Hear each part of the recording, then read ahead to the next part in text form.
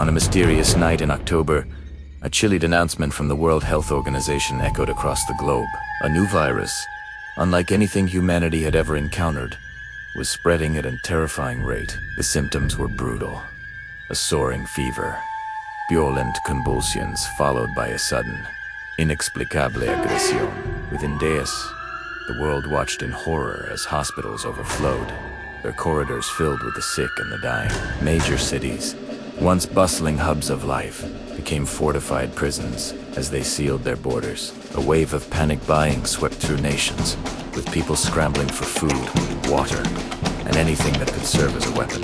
News channels broadcasting 24/7 painted a grim picture. They spoke of a pathogen that hijacked the brain, stripping away reason and compassion, turning ordinary people into merciless, ravenous creatures. A palpable fear, cold and sharp, settled over the world. No one understood it then, but the end had already begun. In a matter of weeks, the world as we knew it crumbled.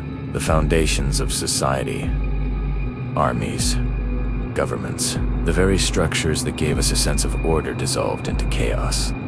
Cities were no longer beacons of progress. They were sprawling, silent ruins, haunted by the shuffling figures of the walking dead. The rules of the new world were simple and cruel. A single bite was a death sentence. Transformation took mere minutes. There was no cure, no hope of reversal, no escape.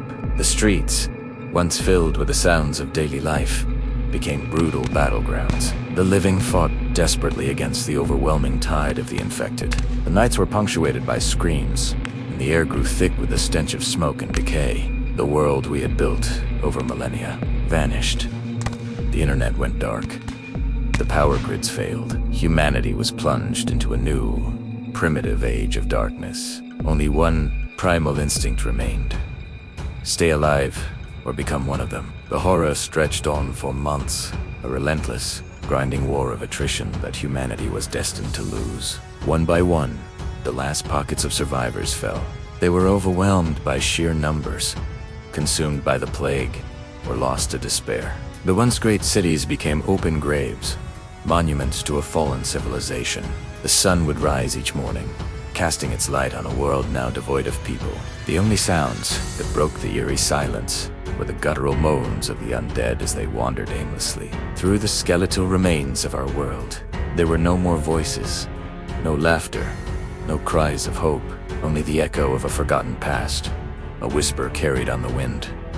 This is how the world ended, not with a bang, but with the mournful groan of the dead.